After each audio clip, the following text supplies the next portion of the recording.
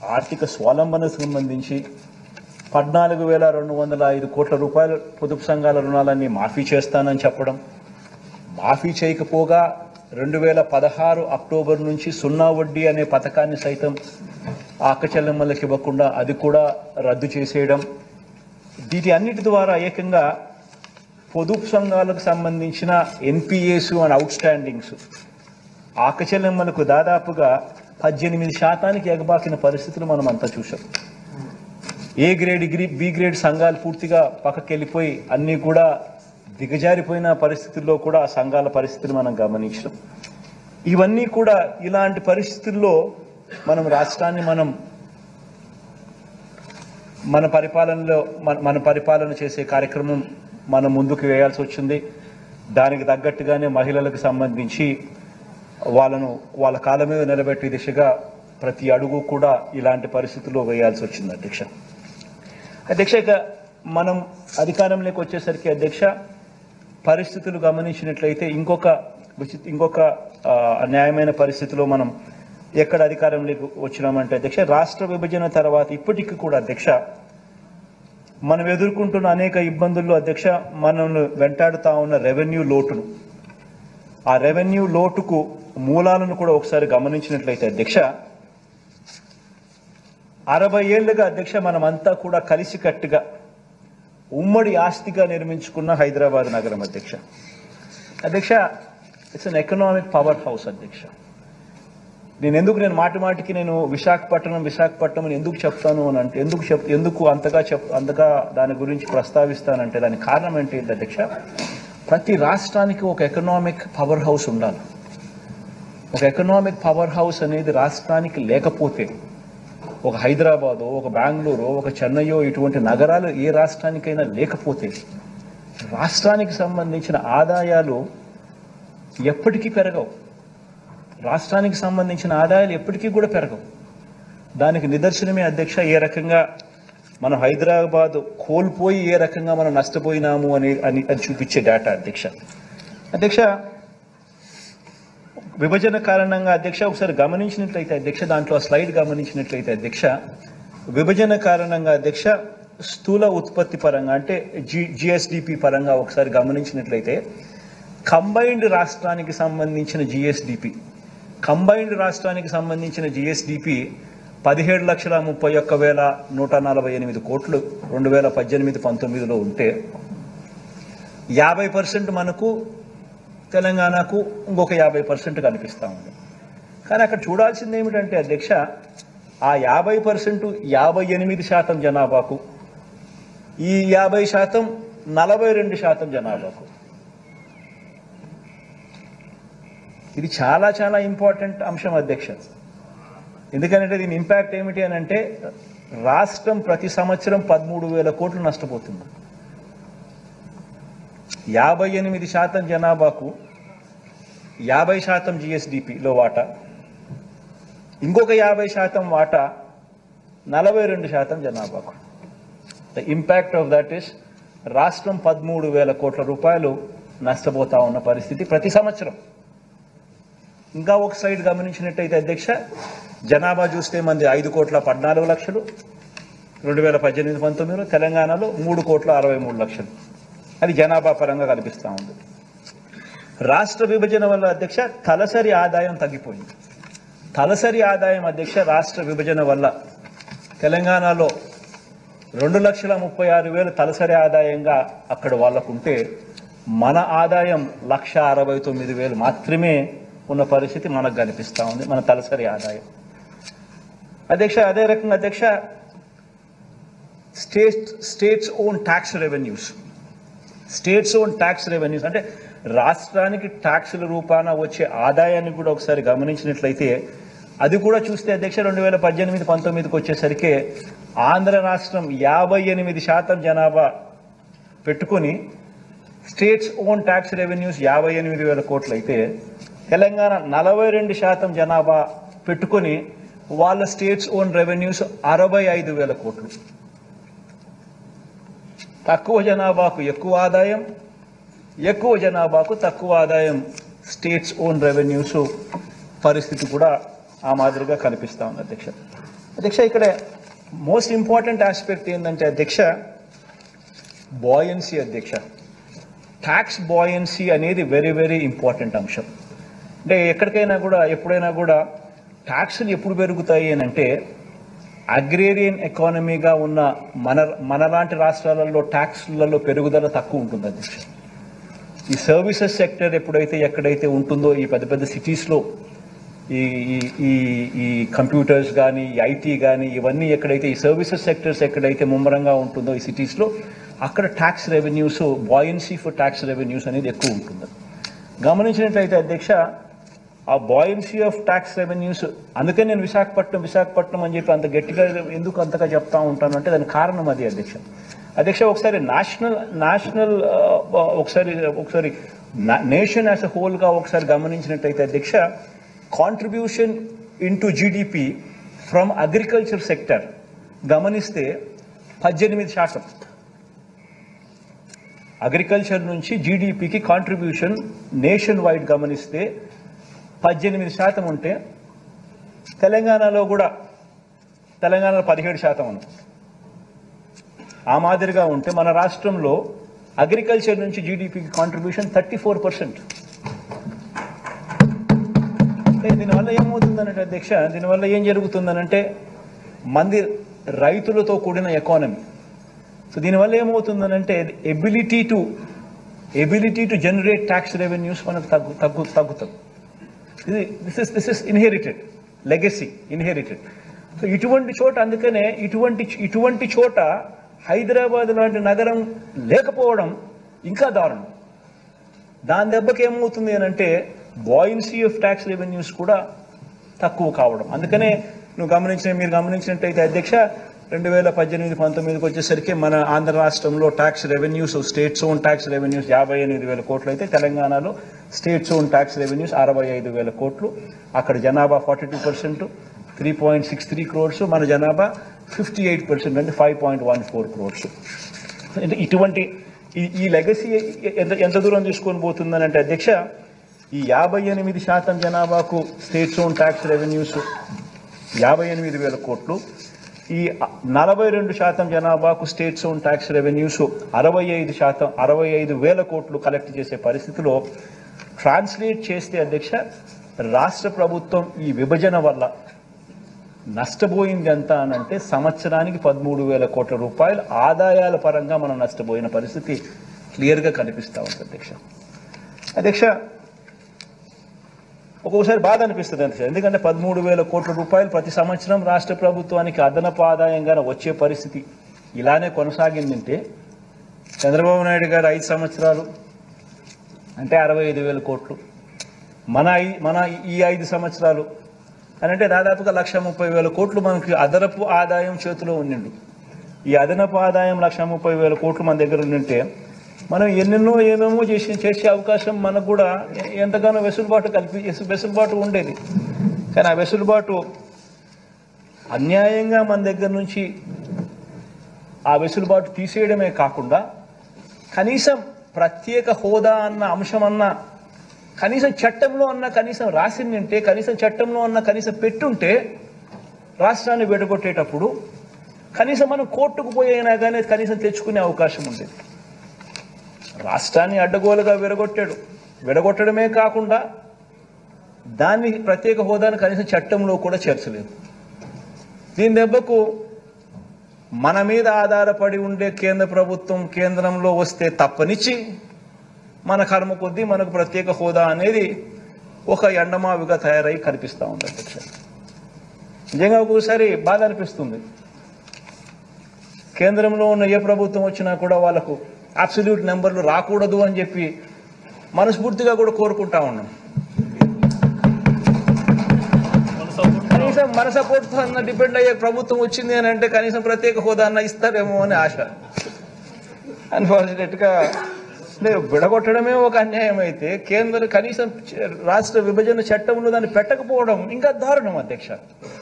మన కళ్ళ ఎదుటే కూడా ఇంత దారుణమైన పరిస్థితులు కూడా చూసాం అధ్యక్ష. ఇటువంటి పరిస్థితుల మధ్య ఇన్ని పరిస్థితుల మధ్య, ఇన్ని ఇబ్బందుల మధ్య, ఇన్ని సవాళ్ల మధ్య మన ఆర్థిక వ్యవస్థను అధ్యక్ష గత 57 నెలలుగా మనం నడుపుకుంటూ ముందడుగులు వేస్తా వచ్చాం. ఇటువంటి పరిస్థితుల మధ్య అధ్యక్ష ఏ రకమైన సవాళ్ళు మనం ఎదుర్కొన్నాము, ఈ సవాళ్ళల్లో మనం ఏ రకంగా అడుగులు ముందుకు వేశాము అనేది గమనిస్తే అధ్యక్ష, దేవుడి దయ వల్ల ఇన్ని సమస్యలు మనం ఎదురున్నా, ఇన్ని సమస్యలు మనకున్నా కూడా అధ్యక్ష, మన ప్రయాణంలో అధ్యక్ష, ఈ 57 నెలల మన ప్రయాణంలో అధ్యక్ష, గర్వంగా కూడా చెప్పగలుగుతాం అధ్యక్ష, ఎక్కడా కూడా కరప్షన్ లేకుండా పూర్తిగా వ్యవస్థను మొత్తం ప్రక్షాళన చేసి, గతంలో ఎవరైనా కూడా అధ్యక్ష, మన ప్రభుత్వం రాకమునుపు అధ్యక్ష 2019 సంవత్సరానికి ముందు అధ్యక్ష, ఎవరైనా కూడా ప్రభుత్వం నుంచి ఇచ్చే ₹1 ఎటువంటి కరప్షను, ఎటువంటి వివక్ష లేకుండా ప్రజల చేతుల్లోకి చేరగలుగుతుందా అని చెప్పి ఎవరినైనా ప్రజలను అడిగితే అధ్యక్ష, ఎవరు కూడా ఇది జరిగే పని కాదు అని చెప్పే మాటల పరిస్థితి నుంచి ఈరోజు బటన్ నొక్కడం, నేరుగా నా అక్క చెల్లెమ్మల కుటుంబాల ఖాతాల్లోకి డబ్బులు లేవు, ఎక్కడ లంచాలు లేవు, ఎక్కడా వివక్ష లేదు, ఏకంగా 2,55,000 కోట్ల రూపాయలు నేరుగా చేయగలిగాం అధ్యక్ష, చేసి చూపించగలిగాం అధ్యక్ష. ఇది ఒక గొప్ప కార్యక్రమం అధ్యక్ష. దీనికి తోడు అధ్యక్ష, నాన్ డీబీటీ స్కీమ్స్ కూడా ఒకసారి గమనించినట్లయితే, నెక్స్ట్ స్లైడ్ అమ్మా, స్లైడ్ 8 తీసుకుందాం. నాన్ డీబీటీ స్కీమ్స్ కూడా ఒకసారి గమనించినట్లయితే అధ్యక్ష, నాన్ డీబీటీ స్కీమ్స్లో అంటే మన హౌస్ సైట్స్, ఈ విద్యా కానుక, ఈ ట్యాబ్స్, ఈ పవర్ సప్లై, ఈ సంపూర్ణ పోషణం, గోరుముద్ద, ఈ పీడిఎస్ రైసు, ఇటువంటి నాన్ డీబీటీ స్కీమ్స్ కూడా పరిగణలోకి తీసుకుంటే, ఇళ్ల స్థలాలు ఇటువంటివన్నీ తీసుకుంటే అధ్యక్ష, 1,07,000 కోట్ల రూపాయలు నాన్ డీబీటీ కింద కూడా ఇచ్చడం. ఇదే మనం market value of house sites కన్నా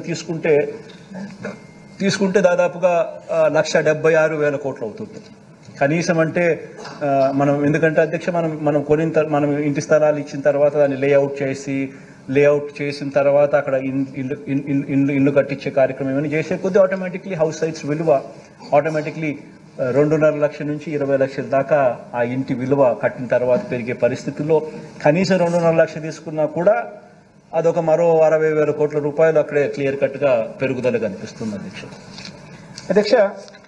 మీకు గొప్పగా చేయగలిగామని చెప్పి కూడా ఈ సందర్భంగా చెప్పగలుగుతున్నాను అధ్యక్ష. ఇక రెండో అంశం అధ్యక్ష, ఇక మనందరి ప్రభుత్వంలో అధ్యక్ష జనరల్గా కూడా మన శత్రువులు ఎక్కువ అధ్యక్ష. అన్ఫార్చునేట్గా ఈనాడు, ఆంధ్రజ్యోతి, TV5 గోల చేసేవాళ్ళు కూడా ఎక్కువే. ఒకే అబద్ధాన్ని 100 సార్లు చెప్పిందే చెప్పి అదే నిజమని చెప్పి భ్రమ కల్పించే కార్యక్రమం చేసేవాళ్ళు కూడా మనకు అన్ఫార్చునేట్గా మనకు ఎక్కువే.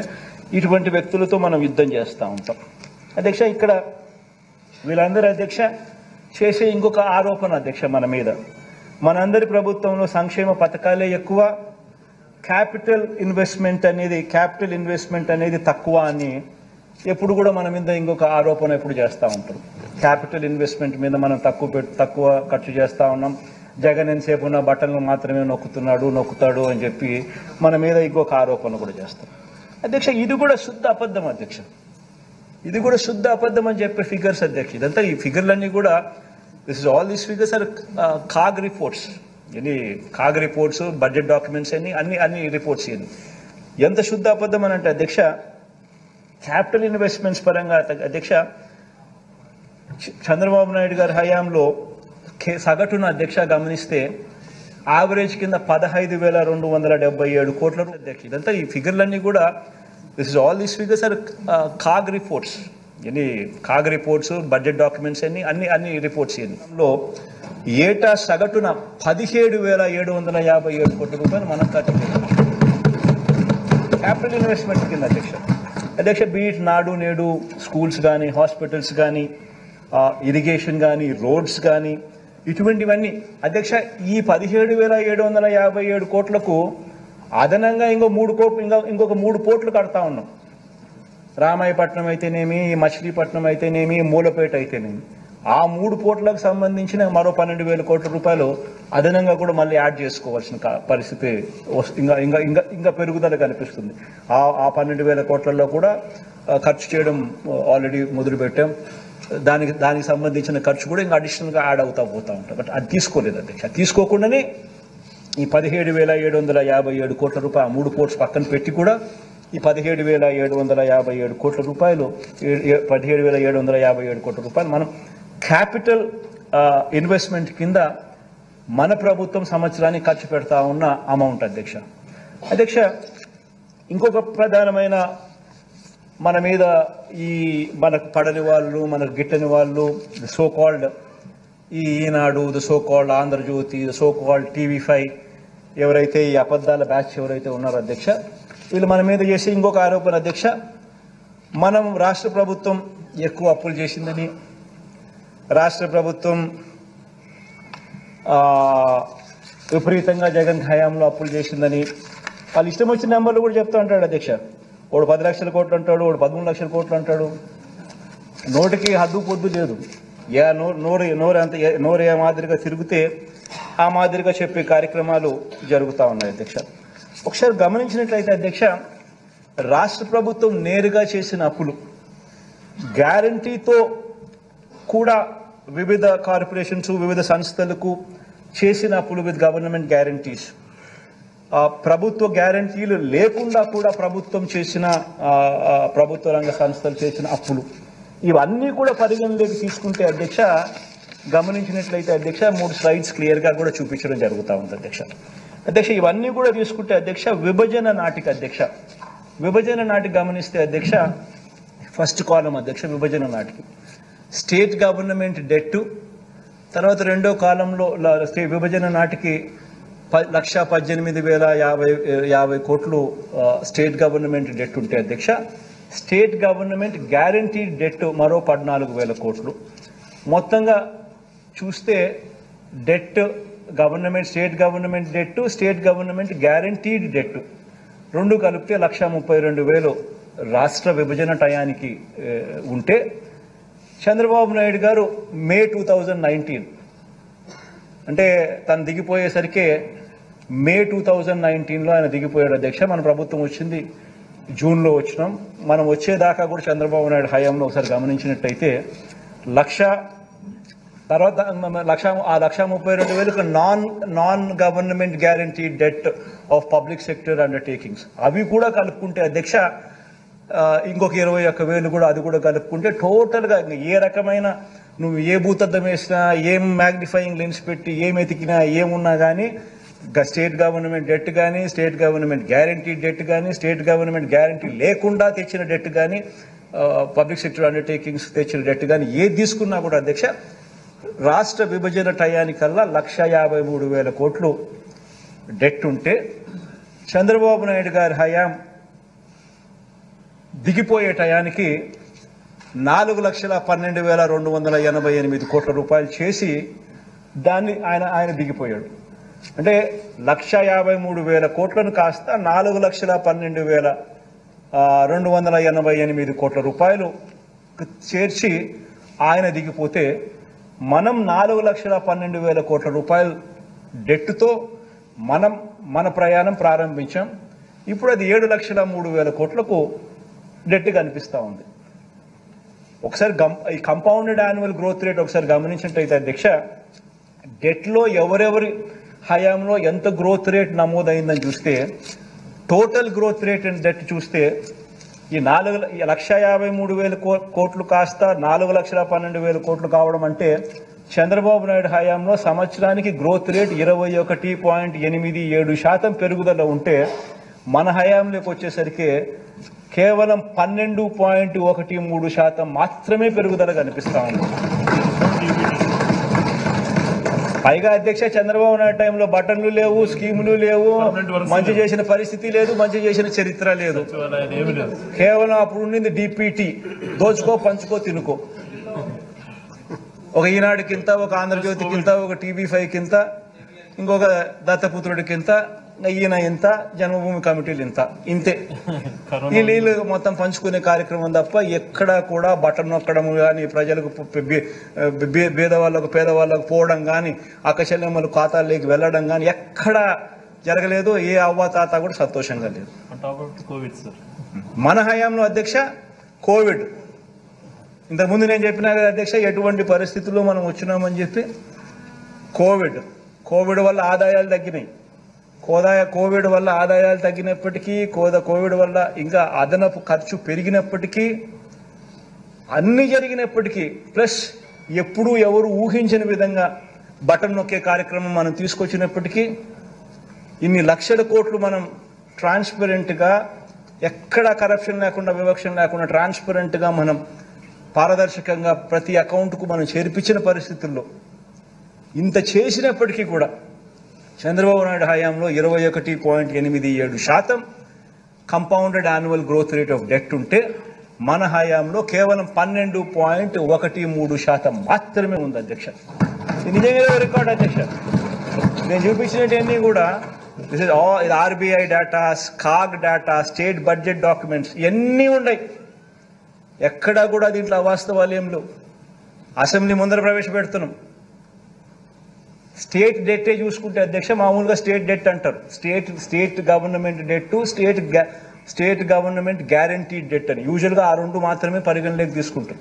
ఆ రెండు మాత్రమే యూజువల్గా పరిగణలోకి తీసుకున్నా కూడా అక్కడ కూడా చూసుకుంటే 1,32,000 రాష్ట్ర విభజన అప్పుడు మనకు అప్పులుంటే, రాష్ట్ర విభజన నుంచి చంద్రబాబు నాయుడు గారు దిగిపోయే మే 2019 నాటికి 3,31,000 కోట్లకు పెరిగింది. అంటే 20.17% కంపౌండెడ్ యాన్యువల్ గ్రోత్ రేట్ అయితే, మన హయాంలో అదే చంద్రబాబు నాయుడు గారి పీరియడ్కు మన హయాంకు ఒకసారి గమనించినట్టయితే పెరుగుదల కేవలం 14.94% మాత్రమే పెరుగుదల కనిపించే పరిస్థితి మనకు కనిపిస్తూ ఉంది అధ్యక్ష. అధ్యక్ష, ఇక్కడ మరో విషయం ఏమిటంటే అధ్యక్ష, రాష్ట్ర ప్రభుత్వం అధ్యక్ష గత 5 సంవత్సరాల అధ్యక్ష కేంద్ర ఆర్థిక సంఘం సూచించిన పరిమితికి అధ్యక్ష మించి చేసిన అప్పులు. ఇది కూడా మనం ఏందంటారా, ఇది కూడా ఈ గిట్టని వాళ్ళందరూ కూడా విపరీతంగా ఆయన అప్పులు చేస్తా ఉన్నాడు, విపరీతంగా తీసుకొచ్చేస్తున్నాడు, విపరీతంగా అది తీసుకొస్తున్నాడు, ఇది తీసుకొస్తున్నాడు, ఇది చెప్పడం లేదు, అది చెప్పడం లేదు, ఇష్టం వచ్చినట్టుగా మన మీద ఆరోపణలు చేసేవాళ్ళు మాట్లాడుతాడు. ఈనాడు ఒకడు, ఆంధ్రజ్యోతి ఒకడు, ఆ TV5 ఒకడు, ఆ చంద్రబాబు నాయుడు ఒకడు. వీళ్ళు కాక సొగం తెలిసి సొగం తెలియని కొంతమంది ఆయన అనుంగ బ్యాచ్. ఇదంతా కూడా ఈ కౌరవ సైన్యంలో భాగస్తులుగా ఈయనంతా మిగతా వాళ్ళు కూడా మాట్లాడుతుంటారు. అధ్యక్ష, ఇక్కడ గమనించినట్టయితే అధ్యక్ష, తెలుగుదేశం ప్రభుత్వం హయాంలో అధ్యక్ష 2014-19 మధ్య కేంద్ర ఆర్థిక సంఘం అధ్యక్ష పరిమితులకు మించి చేసిన అప్పులు చంద్రబాబు నాయుడు గారి హయాంలో 28,457 కోట్లు కనిపిస్తూ ఉన్నాయి. అధ్యక్ష, మీరు గమనించినట్లయితే ఫిజికల్ డెఫిసిట్ అంటే రాష్ట్ర ప్రభుత్వం తీసుకొచ్చిన అప్పులు. Physical deficit as a percentage of GSDP అంటే వాళ్ళు ఎంత పర్సంటేజ్ బారో చేసినారు అని. Physical deficit as recommended by finance commission అంటే ఫైనాన్స్ కమిషన్ రికమెండేషన్స్ ఏమిటి అని. Physical deficit as permitted by recommendations, finance commission recommendations ప్రకారం what is the permitted number అని చెప్పి.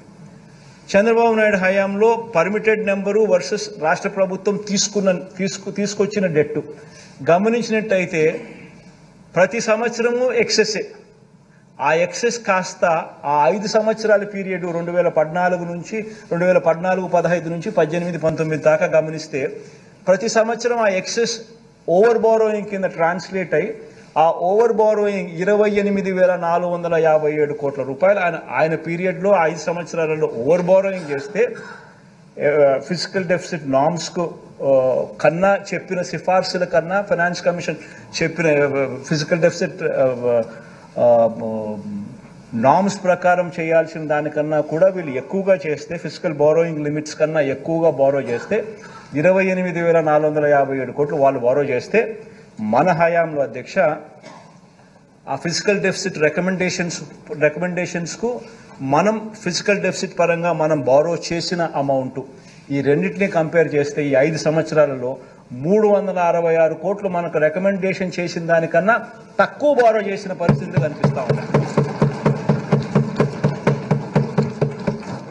మరి వాస్తవాలు ఇదైతే అధ్యక్ష, ఎప్పుడు చూసినా ఏం చూసినా కానీ ఇష్టం వచ్చినట్టుగా అబద్ధాలు చెప్పడము, అబద్ధాలు చెప్పడము, అబద్ధాలను నమ్మించాలని ప్రయత్నం చేయడము ఇదే పనిగా పెట్టుకున్నారు అధ్యక్ష. ఇంకొక డేటా కూడా గమనించండి అధ్యక్ష. తెలుగుదేశం పార్టీ ప్రభుత్వం అధ్యక్ష వాళ్ళ హయాంలో అధ్యక్ష వాళ్ళు చేసిన మొత్తం అప్పును వారి స్థూల ఉత్పత్తి అంటే జిఎస్డిపితో ఒకసారి గమనించినట్లయితే అధ్యక్ష, జిఎస్డిపి అంటే టోటల్గా వాళ్ళు తీసుకొచ్చిన అప్పు వాళ్ళు రాకమునుపు 1,53,000 కోట్లు వాళ్ళు రాకమునుపు ఉన్నారు అధ్యక్ష. వాళ్ళ 5 ఏళ్ల పీరియడ్లో వాళ్ళు 4,12,000 కోట్లకు దాన్ని తీసుకొని పోయినారు అధ్యక్ష. అంటే వాళ్ళ 5 ఏళ్ల పీరియడ్లో వాళ్ళు తీసుకొచ్చిన డెట్ 2,58,941 కోట్లు వాళ్ళు డెట్గా వాళ్ళు తీసుకొచ్చినారు అధ్యక్ష. అదే 5 సంవత్సరాలకు సంబంధించి క్యూములేటివ్ జిఎస్డిపి అంటే ప్రతి సంవత్సరం జిఎస్డిపి ఇన్ని లక్షల కోట్లు ఉంటుంది. ఆ లక్షల కోట్ల మీద నువ్వు ఇంత పర్సెంటేజ్ 3%, 3.5%, 4% పరిస్థితిని బట్టి వాళ్ళు కేంద్ర ప్రభుత్వం సిఫార్సు చేసిన నెంబర్ ఏదైతే ఉంటుందో ఆ నెంబర్ ప్రకారం మీరు అప్పు తెచ్చుకునే మీకు వెసులుబాటు ఉంటుంది. ఆ జిఎస్డిపి నెంబర్స్ ఆ 5 సంవత్సరాలకు కూడా కలిపితే క్యూములేటివ్గా కలిపితే 34,73,475 కోట్ల రూపాయలు అయితే, ఈయన తీసుకొచ్చిన అప్పు 2,58,000 కోట్లు 941 కోట్లు అయితే 7.5% ఆయన చంద్రబాబు నాయుడు గారు జిఎస్డిపి మీద క్యూములేటివ్ జిఎస్డిపి మీద ఆయన క్యూములేటివ్గా ఆయన తీసుకొచ్చిన అప్పుల పర్సంటేజ్. అదే టైంలో కేంద్ర ప్రభుత్వం అధ్యక్ష ఆ 5 సంవత్సరాలలో కేంద్ర ప్రభుత్వం వాళ్ళ జీడిపి మీద వాళ్ళు తీసుకొచ్చిన అప్పులు కాస్త అప్పులు ఎంత అని గమనిస్తే సెంట్రల్ గవర్నమెంట్ బారోయింగ్ 3.6% ఉంటే స్టేట్ గవర్నమెంట్ బారోయింగ్ 7.5% కింద చూపిస్తారు. 7.5% అయితే మన హయాంలోకి వచ్చేసరికి కేంద్ర ప్రభుత్వం కోవిడ్ అయితేనేమి రకరకాల కారణాలు అయితేనేమి సెంట్రల్ గవర్నమెంట్ బారోయింగ్స్ కూడా దేశవ్యాప్తంగా ప్రపంచవ్యాప్తంగా పెరిగినట్టే కేంద్ర ప్రభుత్వం కూడా వాళ్ళ అప్పుల పర్సంటేజ్ 6.5% ఆఫ్ దేర్ జీడిపి ఈ 5 సంవత్సరాల జీడిపి నెంబర్స్ క్యూములేటివ్లో వాళ్ళు బారో చేసింది 6.5% అయితే మనం బారో చేసింది only 5.2% of our GSDP 5 years cumulative. So ఏ రకంగా చూసినా కూడా ఏ స్టాండర్డ్లో గమనించినా కూడా అప్పుల పరంగా కానీ గవర్నెన్స్ పరంగా కానీ ఫిజికల్ మేనేజ్మెంట్ పరంగా కానీ ఏ పరంగా చూసినా కూడా గత ప్రభుత్వానికి మన ప్రభుత్వానికి ఎంత వ్యత్యాసం ఉంది అని చెప్పడానికి ఈ డేటా ఎంతో ఉపయోగపడుతుందని చెప్పి కూడా ఈ సందర్భంగా చెప్పడానికి నేను సంతోషపడుతున్నాను, గర్వపడతా ఉన్నాను అధ్యక్ష. అసలు యాక్చువల్గా ఈ మాదిరిగా పరిపాలన చేయగలుగుతామని చెప్పి నిజంగా ఎవరు ఊహించని విధంగా మన ఆయన అంటాడు 14 ఏళ్ళు ముఖ్యమంత్రిగా నేను పరిపాలన చేసినా నాకు ఎంతో ఎక్స్పీరియన్స్ ఉందని చెప్పి. ఎందుకుందా అధ్యక్ష ఎక్స్పీరియన్స్ ఎవరికి అర్థం కాదు, కొట్టుకునేదానికి తప్ప ఎందుకు సరిపోదు. మాకేం ఎక్స్పీరియన్స్ లేకపోయినా కానీ ఈ రకమైన నెంబర్స్తో ఈ రకమైన ఫిగర్స్తో showcasing that how best we can ఈ మాదిరిగా ఎలా పరిపాలన చేయగలుగుతామని మేము చూపిస్తూ ఉన్నాం అధ్యక్ష. నిజాలు ఇలా ఉంటే అధ్యక్ష మన ప్రభుత్వం మీరు గమనించినట్టయితే అధ్యక్ష ఆ 5 సంవత్సరాల పీరియడ్లో మన ప్రభుత్వం 2,91,000 కోట్లు మనం అప్పు చేస్తే ఈ 2,91,000 కోట్ల అప్పును వాడు 13 లక్షల కోట్లు అంటాడు, వాడు 10 లక్షల కోట్లు అంటాడు. వాళ్ళ ఇష్టం ఏదైతే దాన్ని చెప్పుకుంటూ పోతా ఉన్నాడు అధ్యక్ష. ఈ 14 ఏళ్ళు సీఎంగా అధ్యక్ష తాను చేసింది ఏమిటనంటే అధ్యక్ష చంద్రబాబు నాయుడు గారు సీఎంగా 14 సంవత్సరాలు ఉన్నా కూడా తాను చేసింది ఏమిటి అధ్యక్ష, కుటుంబాలకు ఏమీ చేయలేదు. ఏ ఒక్క కుటుంబానికి కూడా పలాని మంచి తాను చేయగలిగినాడు, పలానా మంచి తాను చేసినాడు అని ఎక్కడా కూడా చెప్పుకునే పరిస్థితి లేదు అధ్యక్ష. నేను ఈ మధ్యకాలంలోనే నా లాస్ట్ 2 స్పీచ్లలో కూడా చెప్తా ఉన్నా, ప్రతి ఇంటికి వెళ్ళమని చెప్తా ఉన్నా, ప్రతి ఇంటికి వెళ్ళి అడగమని చెప్తా ఉన్నా, 10 సంవత్సరాల బ్యాంక్ అకౌంట్ తీసుకోమని చెప్తా ఉన్నా. ఆ ఇంట్లో ఉన్న ఆ లబ్ధిదారుడు, ఆ ఇంట్లో ఉన్న ఆ అక్క చెల్లెమ్మలు 10 సంవత్సరాల వాళ్ళ బ్యాంక్ అకౌంట్ వాళ్ళే తీసుకుని చంద్రబాబు నాయుడు 5 సంవత్సరాల బ్యాంక్ అకౌంట్ డీటెయిల్స్ మన 5 సంవత్సరాల మన పరిపాలనలో ఉన్న బ్యాంక్ అకౌంట్ డీటెయిల్స్ వాళ్ళనే చూడమని చెప్తా ఉన్నాం. చంద్రబాబు నాయుడు గారు 5 సంవత్సరాల కాలంలో కనీసం 1 రూపాయి అయినా వాళ్ళ బ్యాంక్ అకౌంట్కు చేరిందా అని చెప్పి వాళ్ళని అడగమని చెప్తా ఉన్నాం. అదే ఈ ప్రభుత్వ హయాంలో, మన ప్రభుత్వ హయాంలో ఎన్ని లక్షల రూపాయలు ఆ బ్యాంక్ అకౌంట్లో లేక డబ్బులు పడిందో వాళ్ళనే అడగమని చెప్తా ఉన్నాం, వాళ్ళనే గమనించమని అడుగుతాం. అధ్యక్ష, బాబు చేసిన ఆ అప్పుల్లో అధ్యక్ష మరి అదే రాష్ట్రం అదే బడ్జెట్, అదే రాష్ట్రం అదే బడ్జెట్, కేవలం మారిందల్లా ఒక ముఖ్యమంత్రి మాత్రమే మారాడు అధ్యక్ష. మరి అదే రాష్ట్రం అదే బడ్జెట్ అయినప్పుడు కేవలం మారిందల్లా ఒక ముఖ్యమంత్రి మాత్రమే మార్పు మాత్రమే జరిగినప్పుడు అప్పుల గ్రోత్ రేటు కూడా అప్పటికంటే ఇప్పుడు తక్కువ ఉన్నప్పుడు మరి ఎందుకు ఈ ప్రభుత్వ హయాంలో ఎందుకు ఈ మాదిరిగా ప్రతి అక్కచెల్లెమ్మ కుటుంబానికి ఇంత మంచి జరిగింది? ఎందుకు గత 5 సంవత్సరాల్లో చంద్రబాబు నాయుడు గారి హయాంలో మనకన్నా ఎక్కువ అప్పులు చేసి కూడా, గ్రోత్ రేట్ ఆఫ్ అప్పులు మనకన్నా కూడా ఎక్కువ చేసి కూడా ఎందుకు చంద్రబాబు నాయుడు గారు చేయలేకపోయారు అని చెప్పి ప్రతి ఒక్కరూ కూడా ఆలోచన చేయాలని చెప్పి ఈ సభ ద్వారా ప్రజలందరినీ కూడా కోరుతా ఉన్నారు అధ్యక్ష. ఆ డబ్బులన్నీ ఎవరి జోబీలోకి పోయాయి అని చెప్పి కూడా ప్రజలందరూ ఆలోచన చేయాలి అధ్యక్ష. ఈరోజు నేను గర్వంగా కూడా చెప్తా ఉన్నాను, ఆధార్ నెంబర్తో సహా బ్యాంక్ అకౌంట్ డీటెయిల్స్ సహా చెప్తా ఉన్నాను. 2,55,000 కోట్ల రూపాయలు ఎవరెవరికి ఇచ్చినాము, ఏ ఆధార్ నెంబరు, ఏం బ్యాంక్ అకౌంట్, ఏం డీటెయిల్స్ అని చెప్పగలుగుతా ఉన్నాం. మరి చంద్రబాబు నాయుడు గారి హయాంలో ఎందుకు చేయలేకపోయాడు? ఈ డబ్బులన్నీ ఎవరి జోబీ లేకపోయాయి? ఈనాడికి ఎంత పోయింది, ఆంధ్రజ్యోతికి ఎంత పోయింది, TV5కి ఎంత పోయింది, చంద్రబాబుకి ఎంత పోయింది, జన్మభూమి కమిటీస్కి ఎంత పోయింది, దత్తపుత్రుడికి ఎంత ఇచ్చినాడు? ఇవన్నీ కూడా ప్రజలు ఆలోచన చేయమని చెప్పి నేను కోరుతా ఉన్నాను అధ్యక్ష. అధ్యక్ష, మనం చేయని అప్పును మనం చేసినట్టుగా, తాను చేయని అభివృద్ధిని తానే చేసినట్టుగా మాట్లాడడం నిజంగా ఎంత మటుకు ధర్మం అని చెప్పి కూడా ఈ సందర్భంగా ఈ సభ ద్వారా నేను అడుగుతాను అధ్యక్ష. అధ్యక్ష, అంతటి ప్రతికూల పరిస్థితిలో కూడా అధ్యక్ష ఎంతో చిత్తశుద్ధితో, ఎంతో పట్టుదలతో, ఎంతో నిబద్ధతతో అధ్యక్ష రాష్ట్రంలో రైతన్నలకు, రాష్ట్రంలో పిల్లలకు, రాష్ట్రంలో అక్కచెల్లెమ్మలకు, రాష్ట్రంలో అవ్వాతాతలకు, రాష్ట్రంలోని సామాజిక వర్గాల సంక్షేమం కోసం అడుగులు ఏ రకంగా ముందుకు వేశామో ఈ 5 సంవత్సరాల మన పరిపాలనే ఒక నిదర్శనంగా హిస్టరీ విల్ ఆల్వేస్ రిమెంబర్ అని చెప్పి కూడా ఈ సందర్భంగా నేను చెప్తాను.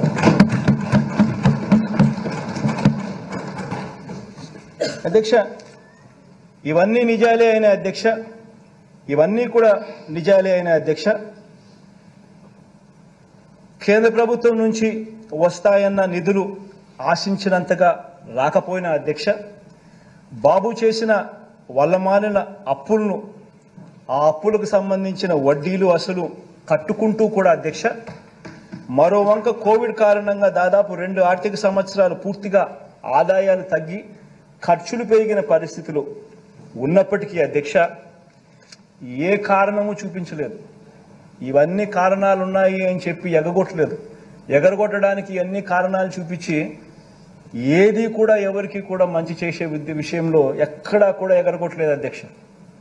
ఎన్ని కారణాలున్నా కూడా, ఎన్ని ఇబ్బందులున్నా కూడా, ఎన్ని అవస్థలున్నా కూడా ప్రతి పేదవాడి ముఖంలో చిరునవ్వును చూడాలనే ఈ ప్రభుత్వం అడుగులు ముందుకు వేసింది అని చెప్పి చెప్పడానికి గర్వపడతాను.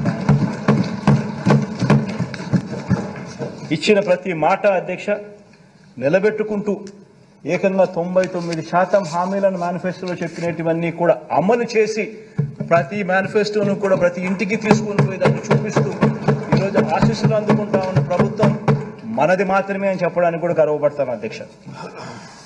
అధ్యక్ష, కాబట్టి అధ్యక్ష ఇంటింటి ఆర్థిక వ్యవస్థను మనం మార్చగలిగాం. పేద కుటుంబాలకు వీలైనంత అండగా నిలబడగలిగాం. పేదలకు అందించే ప్రతి రూపాయిని కూడా అధ్యక్ష వారి తలరాతను మార్చే విధంగా, వారి భవిష్యత్తును మార్చే విధంగా, వారి పిల్లలు పేదరికం నుంచి బయటకు వచ్చే విధంగా ప్రతి రూపాయిని కూడా అధ్యక్ష బాధ్యతతో ఖర్చు పెడుతూ, బాధ్యతతో వాళ్ళకి ఇస్తూ హ్యూమన్ క్యాపిటల్ను మీద పెట్టుబడిగా పెడతా వచ్చినాం అధ్యక్ష.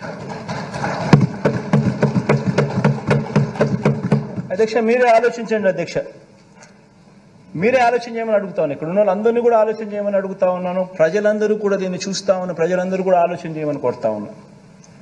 ఏ ప్రభుత్వం అయినా కూడా 5 సంవత్సరాల పాలన చేసి 5 సంవత్సరాలలో ప్రజలకు చెడు చేసిందని కానీ, మంచి చేయలేదని కానీ, మేనిఫెస్టోలో ఇచ్చిన వాగ్దానాలు అమలు చేయలేదని కానీ ప్రతిపక్షం నమ్మితే నిజంగా నమ్మితే అలాంటి పరిస్థితుల్లో అధికార పార్టీని ఎదుర్కోవడానికి ప్రతిపక్షాలన్నీ ఏకం కావాల్సిన అవసరం ఏముంది అధ్యక్ష? అలా అధ్యక్ష, నేను ఏకం కావాల్సిన అవసరం ఏముంది అధ్యక్ష? ఎట్టాగో గాలికి ఎగిరిపోతారు. ఏకం కావాల్సిన అవసరం ఏముంది అధ్యక్ష? ఇంతే కదా అధ్యక్ష. జాతీయ పార్టీతో కూడా ప్రత్యక్షంగా ఒకరితోనూ, పరోక్షంగా మరొకరితోనూ, జాతీయ పార్టీలతో కూడా అధ్యక్ష అవగాహన కుదుర్చుకొని కుట్రలతో పరువు దక్కించుకోవాల్సిన పరిస్థితిలో ఈరోజు మన ప్రతిపక్షం ఉందంటే దాని అర్థం ఏమిటి అధ్యక్ష? ఆలోచన చేయమని అడుగుతా ఉన్నాం. ఇంతమందిని ఏకం చేసి ఇన్ని కుట్రలు పన్ని, ఇన్ని ఈనాడు, ఆంధ్రజ్యోతి, TV5, ఇంతమంది, ఇన్ని పార్టీలు, ఇన్ని కుట్రలు, ఇన్ని కుతంత్రాలు, ఇన్ని పార్టీ, ఇన్ని పొత్తులు. ఆ పక్క చూస్తే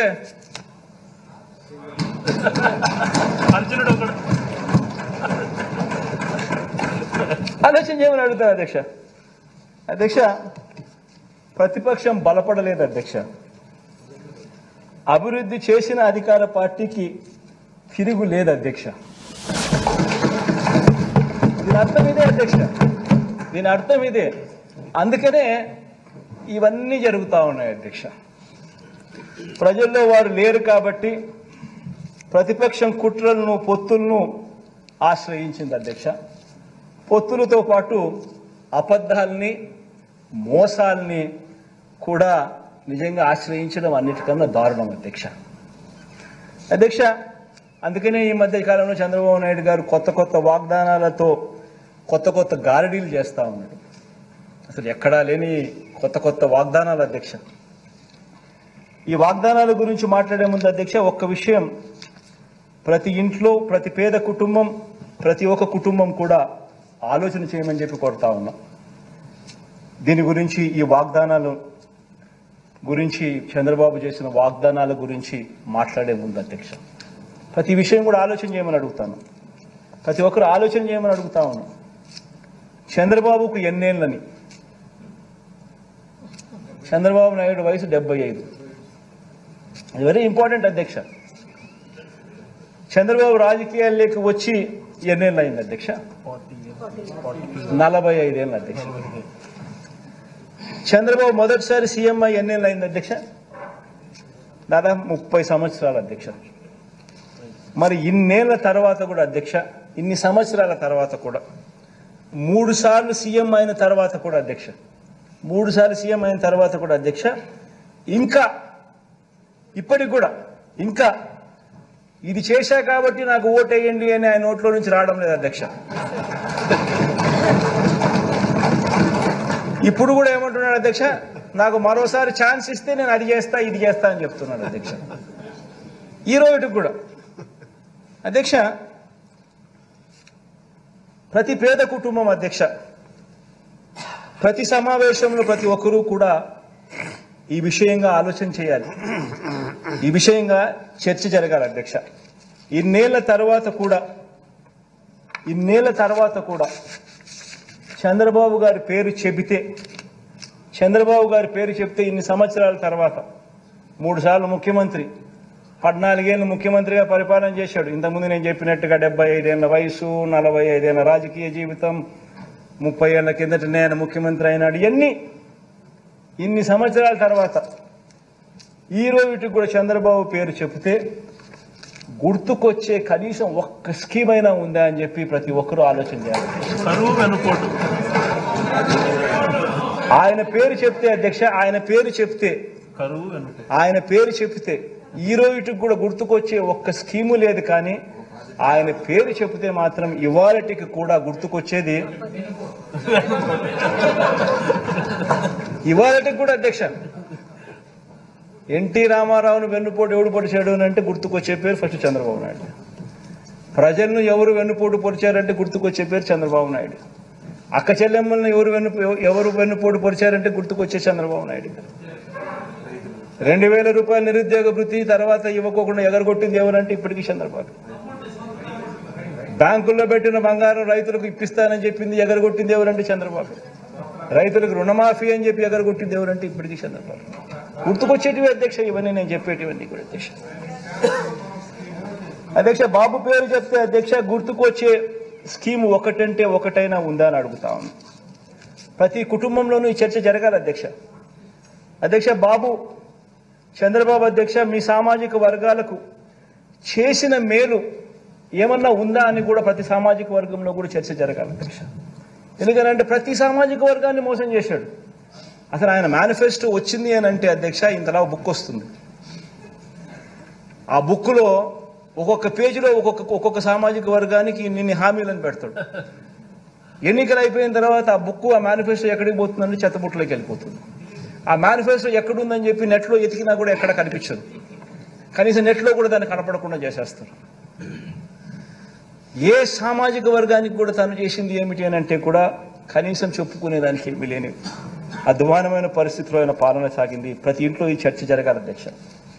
అధ్యక్ష బాబు పేరు చెప్తే అధ్యక్ష ఏ గ్రామానికైనా తాను వెళ్ళి ఇన్ని సంవత్సరాలు ముఖ్యమంత్రి ఇన్ని బ్యాక్గ్రౌండ్ అంతా చెప్పిన 75 ఏళ్ళ వయసు అని చెప్పినాను, 30 ఏళ్ళు కిందట ముఖ్యమంత్రి అని చెప్పినాను, 3 సార్లు ముఖ్యమంత్రి అయినాడు అని చెప్పినాను, 14 ఏళ్ళు పాలన అని చెప్పినాము. ఇన్ని చెప్పిన తర్వాత అధ్యక్ష ఏ గ్రామంలో అయినా కూడా ఆయన అక్కడికి వెళ్ళి నిలబడి నా హయాంలో నా ప్రభుత్వంలో ఇది నేను చేశా అని చెప్పి అనుకుంటే కనీసం ఒకటన్నా ఒక బిల్డింగ్ అన్నా కనిపిస్తుందని అడుగుతున్నా. ఒక స్కూలు కనిపించదు, ఒక హాస్పిటల్ కనిపించదు, ఒక బిల్డింగ్ కనిపించదు. పైగా స్కూళ్ళన్నీ నిర్వీర్యం.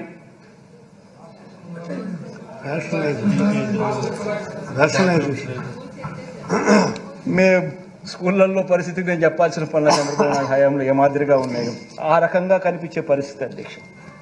అధ్యక్ష ఎందుకంటే అధ్యక్ష ఇప్పుడు కూడా అధ్యక్ష ఈ మనిషి ఇప్పుడు కూడా ఈ మనిషి గురించి ఎందుకు ఇంతగా నేను చెప్పాల్సి వచ్చిందంటే ఇప్పుడు కూడా అధ్యక్ష మరోసారి అలాంటి అబద్ధాలు, మరోసారి అలాంటి మోసాలతో మళ్ళీ మరో మేనిఫెస్టో అని చెప్పి ఆయన ముందుకు వస్తా ఉన్నారు అధ్యక్ష.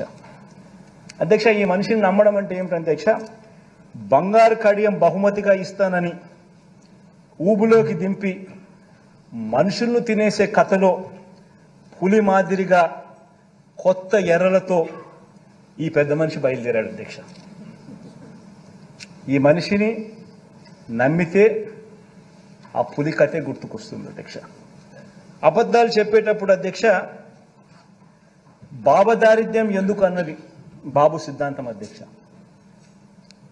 అబద్ధాలు చెప్పేటప్పుడు బావ దారిద్ర్యం ఎందుకు అనేది ఆయన సిద్ధాంతం అధ్యక్ష.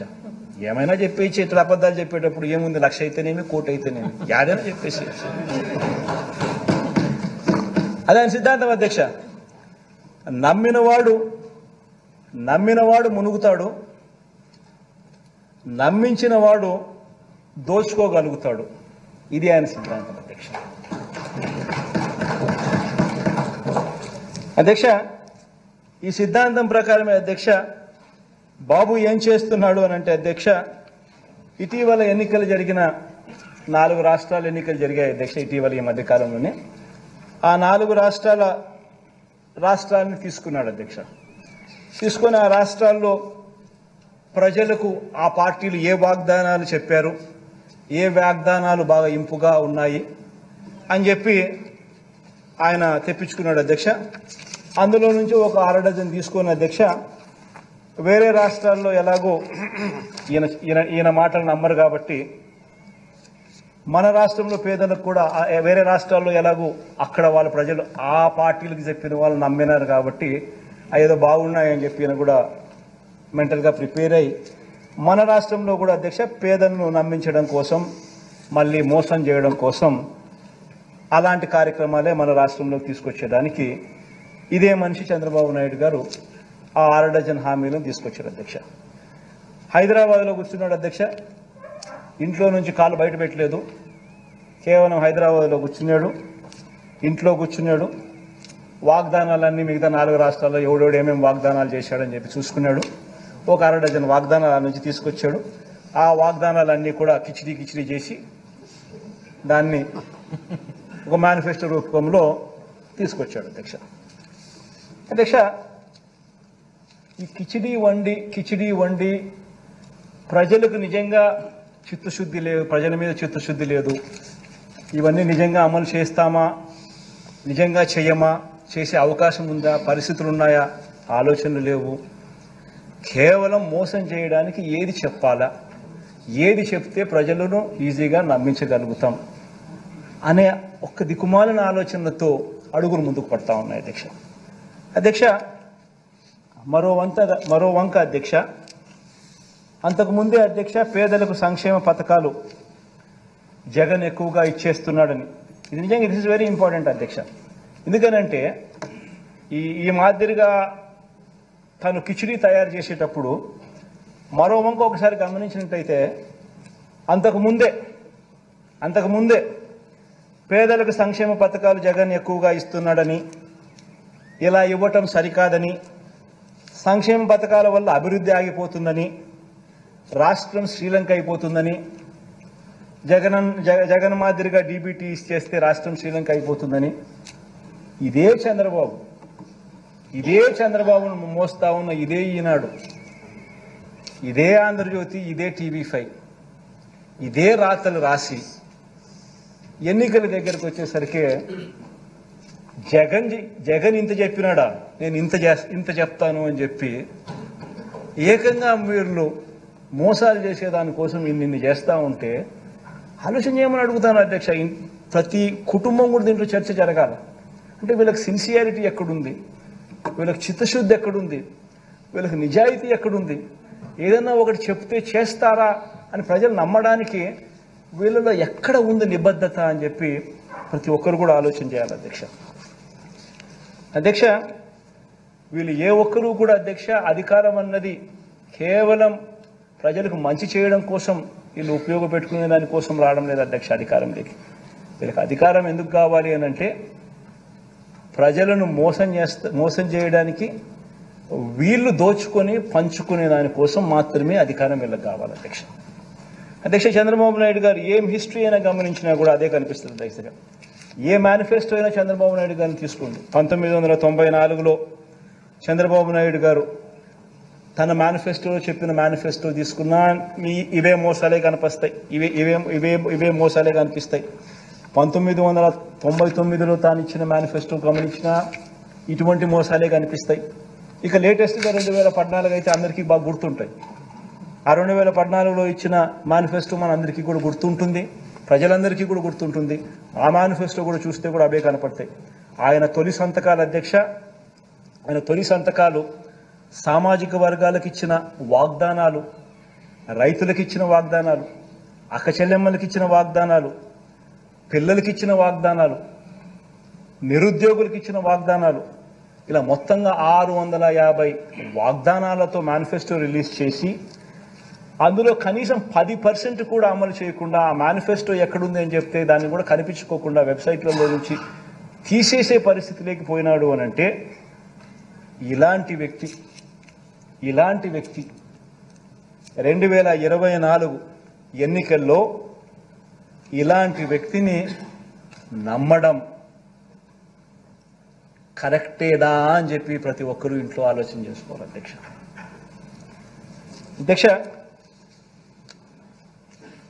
ఎలాగో అధ్యక్ష ప్రజలు అధికారం ఇవ్వరన్న నమ్మకంతో అధ్యక్ష బాబు మార్క్ గ్యాంబ్లింగ్ మొదలుపెట్టాడు అధ్యక్ష. ఎట్టాగో ప్రజల అధికారంలోకి ఈయనకి ఎవరు, ఈయన అధికారంలోకి వచ్చేది లేదు, ప్రజలు ఎలాగో ఈయన నమ్మరు. కాబట్టి చెప్పే మాటలు గ్యాంబ్లింగ్ తరహాలో చెప్పడం మొదలుపెట్టాడు అధ్యక్ష. వేరే రాష్ట్రాల్లో పనిచేసిన వాగ్దానాలన్నీ కూడా పట్టుకుని ప్యాకాటకు దిగాడు అధ్యక్ష. రాష్ట్రం శ్రీలంక అయిపోతుందని చెప్పిన అదే నోటితోనే ఆయన చేస్తున్న ఈ గ్యాంబ్లింగ్ వ్యవహారంలో అధ్యక్ష 6 వాగ్దానాలను తాను ఈ మధ్యకాలంలో చెప్పాడు. ఈ 6 వాగ్దానాలు కూడా ఓన్లీ శాంపుల్. ఈ 6 వాగ్దానాలు ఇంకా ఈ 6 వాగ్దానాలకు ఇంకా అదనపుగా చాలా వస్తాయి అని చెప్పి కూడా చెప్పాడు అధ్యక్ష. అధ్యక్ష, నేను ఒకసారి ఇక్కడ ప్రతి ఒక్కరికి కూడా ఆలోచన చేయమని అడుగుతా ఉన్నాను. స్లైడ్ నెంబర్ 13 ఒకసారి ప్రజెంటేషన్ ఏమో అధ్యక్ష. ఇది మన పార్టీకి సంబంధించింది అధ్యక్ష. మన పార్టీకి సంబంధించి అధ్యక్ష ఈ 5 సంవత్సరాలలో డీబీటీ అయితే నేరుగా బటన్ నొక్కి అక్క చెల్లెమ్మల కుటుంబాల ఖాతాలోకి పంపించడం అయితేనేమి, నాన్ డీబీటీ అంటే నేను చెప్పినట్టుగా ఇంతకుముందు ఇళ్ల స్థలాలు, ఇళ్ల పట్టాలు, ఈ సంపూర్ణ పోషణం, గోరుముద్ద, విద్యా కానుక ఇటువంటివి అయితేనేమి, ఇవన్నీ కూడా ఒకసారి హౌస్ సైట్స్ ఇటువంటివన్నీ కూడా గమనిస్తే అధ్యక్ష రాష్ట్ర ప్రభుత్వం ఖర్చు ఎంత చేసింది అని చెప్పి గమనించినట్టయితే అధ్యక్ష హౌస్ సైట్స్ కూడా అధ్యక్ష మార్కెట్ విలువ తీసుకోలేదు. రాష్ట్ర ప్రభుత్వం ఎంతైతే డబ్బు ఖర్చు పెట్టిందో దాని విలువ తీసుకున్నాం. మార్కెట్ విలువ తీసుకుంటే దాని విలువ ఇంకా ఎక్కువ ఉంటుంది, అది వేరే విషయం.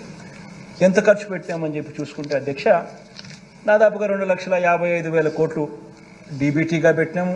మరో 1,07,000 కోట్లు నాన్ డీబీటీగా పెట్టినట్టు క్లియర్ కట్గా అకౌంట్స్ సహా కనిపిస్తూ ఉంటుంది. అంటే మొత్తంగా సంవత్సరానికి 72,000 సంవత్సరానికి 70,000 కోట్ల రూపాయలు రాష్ట్ర ప్రభుత్వం 5 సంవత్సరాలలో సంవత్సరానికి 5,000 కోట్ల రూపాయలు 70,000 కోట్ల రూపాయలు ఖర్చు చేసినట్టుగా ఇక్కడ మనం చేయగలిగాము అధ్యక్ష, చూపిస్తా ఉన్నాం అధ్యక్ష. మరి దీంట్లో కూడా అధ్యక్ష గమనించాల్సింది ఏంటంటే అధ్యక్ష మనం ఈ 70,000 కోట్ల సంవత్సరానికి మనం ఖర్చు చేసేది మనం పెడితే ఎన్నికి దీంట్లో ఏ ప్రభుత్వం అన్నా రాని అధ్యక్ష, ఏ ప్రభుత్వం అన్నా రాని అధ్యక్ష కొన్ని పథకాలు ఎవరు రద్దు చేయలేరు అధ్యక్ష. ఇప్పుడు మనం 66,34,000 మందికి నేను పెన్షన్ ఇస్తా ఉన్నాం. మనం ఈ 66,34,000 మందికి మనం పెన్షన్ ఇస్తా ఉన్నాం. దానికి సంవత్సరానికి అయ్యే ఖర్చు 23,600 కోట్లు. ఇది ఏ ప్రభుత్వమైనా రద్దు చేసే పరిస్థితి ఎవరికీ లేదు, ఎవరైనా ఇది చేయాల్సిందే. ఉచిత విద్యుత్, రైతన్నలకు ఇచ్చే ఉచిత విద్యుత్ 11,000 కోట్ల రూపాయలు ఖర్చు అవుతుంది. ఇది కూడా ఎవడు రద్దు చేసే పరిస్థితి లేదు. సబ్సిడీ కింద బియ్యం, సివిల్ సప్లైస్ 4,600 కోట్ల రూపాయలు మనం ఖర్చు చేస్తూ ఉన్నాం. ఇది కూడా ఎవరు టచ్ కూడా చేయలేని సబ్జెక్టు. ఆరోగ్యశ్రీ, ఆరోగ్య ఆసరా 104, 108 4,400 కోట్ల రూపాయలు మనం ఖర్చు చేస్తూ ఉన్నాం సంవత్సరానికి. ఇది కూడా ఎవరు టచ్ చేయలేని సబ్జెక్ట్. ఫీజు రీఎంబర్స్మెంట్, పూర్తి ఫీజు రీఎంబర్స్మెంట్ విద్యా దీవెన కింద మనం ఇస్తా ఉన్నాం. 2,800 కోట్ల రూపాయలు ఖర్చు చేస్తా ఉన్నాం విద్యా దీవెన కింద. ఎవరు కూడా ఇది టచ్ చేయలేని సబ్జెక్ట్. రద్దు చేయాలి అని అంటే టచ్ చేయలేని సబ్జెక్ట్. జగనన్న వసతి దీవెన కింద మరో 2,200 కోట్లు దగ్గర ఇస్తా ఉన్నాం. ఇది కూడా ఎవరు టచ్ చేయలేని సబ్జెక్ట్. సంపూర్ణ పోషణం కింద గర్భిణీ స్త్రీలకు, బాలింతలకు, చిన్నారులకు, 6 ఏళ్ల లోపున్న పిల్లలకు సంపూర్ణ పోషణం కింద పౌష్టిక ఆహారం కోసం డబ్బులు ఇస్తా ఉన్నాం 2,200 కోట్లు. ఎవరు టచ్ చేయలేని సబ్జెక్ట్. గోరుముద్ద కింద ప్రతి బడిలోనూ పిల్లలకు మంచి న్యూట్రిషియస్ ఫుడ్ పెడతా ఉన్నాం. రోజుకొక మెనూతో పెడతా ఉన్నాం. ఎవరు కూడా దీన్ని టచ్ చేయలేని సబ్జెక్ట్. 1,900 కోట్ల రూపాయలు ఖర్చు అవుతా ఉంది. ఈ 8 పథకాల అధ్యక్ష, నేను పైన చెప్పినట్టు 8 పథకాలకే 52,700 కోట్ల రూపాయలు అవుతా ఉన్నాయి. 8 పథకాలకి. అంటే ఎవరైనా కూడా టచ్ చేయాలంటే కూడా టచ్ చేయలేని సబ్జెక్ట్స్. టచ్ చేయాలి అంటే కూడా ఎవడన్నా దీన్ని రద్దు చేయాలి అని ఎవడన్నా టచ్ చేయాలనుకుంటే కూడా చెయ్యి కూడా చేయలేని సబ్జెక్ట్. ఖచ్చితంగా అమలు చేయాల్సిందే ఎవరైనా. అటువంటిది 52,700 కోట్లు. మళ్ళీ ఈ 52,700 కోట్లకు చంద్రబాబు నాయుడు గారు ఇప్పుడు చెప్పిన ఈ 6 హామీలు ఇవి కూడా యాడ్ చేస్తే, ఈ స్లైడ్ 14 చూపించు, 14, ఈ 6 కూడా యాడ్ చేస్తే ఏమన్నాడు, మహాశక్తి అంట. 18 ఏళ్ళు నిండిన ప్రతి మహిళకు నెలకు 1500, అంటే ఏడాదికి 18 ఏళ్ళు నిండిన ఎంతమంది ఉన్నారు అని అంటే మన ఓటర్స్ జాబితా చూస్తే తెలుస్తుంది అధ్యక్ష. మన ఓటర్ల లిస్టు చూస్తే ఎంతమంది మహిళలు ఉన్నారు, 18 ఏళ్ళు నిండిన వాళ్ళంతా మొత్తం ఓటర్స్ లిస్టులో ఉంది. వాటికి మనము 2,10 లక్షలు ఉంటే మనం వాటికి 2 కోట్లు చూపిస్తున్నాం, కొంచెం వాటికి తగ్గించినాం. అట్లా వేసుకున్నా కానీ 36,000 కోట్లు ఈ మహాశక్తికి. తల్లి తర్వాత ఈ తల్లికి వందనం, అది ఏంది, ఎంతమంది పిల్లలు ఉంటే అంతమందికి 15,000 అంట. ఏం నోటికి ఎంత వస్తే అంత చెప్పేసేయడమే, కాబట్టి ఏం పోయేదేముంది అని చెప్పి ఇచ్చేదే సచ్చేదే మన అనే లెవెల్లోకి మనుషులు చెప్పేయడం మొదలు పెడతా ఉన్నారు. తల్లికి వందనం అని చెప్పి ఎంతమంది పిల్లలు ఉన్నారు అంతమందికి. రాష్ట్రంలో 83 లక్షల మంది పిల్లలకు మనం మంచి జరిగిస్తూ 44 లక్షల మంది తల్లులకు మనం ఇస్తూ ఉంటే ఆయన 83 లక్షల మంది పిల్లలకు లెక్కేసుకుని దానికి 12,450 కోట్లు. తర్వాత యువగలం, ఈయనే ఇంతకుముందు 2014లో ఇంటింటికి ఉద్యోగం ఇకపోతే 2,000 రూపాయలు నిరుద్యోగ వృత్తి అని చెప్పినోడు అది చేయకపోగా ఆ 2014లో ఎన్నికల మేనిఫెస్టోలో ఇచ్చిన మాట, ఇది ఇచ్చిన మాటే. ఆ అక్క చెల్లెమ్మలకు ఆ డబ్బు కూడా తను చెప్పిన మాటే, ఆ మహాశక్తి లాంటిది. అది లేదు, ఈ యువగలము లేదు. 2014లో చెప్పింది లేదు, చేసింది లేదు. దీనికేమో మళ్ళీ 20 లక్షల మంది పిల్లలకు నెలకు 3,000 రూపాయలు చొప్పున వేసుకుంటే 7,200 కోట్లు. తర్వాత దీపం పథకం, 2014 ఎన్నికల మేనిఫెస్టోలో కూడా ఇలాంటి పథకమే పెట్టినాడు, గ్యాస్ సిలిండర్ల పథకం. అది చేసింది లేదు. అది చేయకపోగా ఇప్పుడు కొత్తగా ప్రతి కుటుంబానికి 3 గ్యాస్ సిలిండర్లు ఉచితమని చెప్పి మళ్ళీ పెట్టాడు, దానికి 4,600 కోట్లు. తర్వాత అన్నదాత అని మన రైతన్నలకు మనం 13,500 రైతన్నలకు ఇస్తా ఉన్నాం. మనం చెప్పింది రైతన్నలకు 12,000 ఇస్తామని, కానీ మనం రైతన్నలకు చెప్పిన దానికన్నా మిన్నగా 13,500 మనం ఇస్తా ఉన్నాం.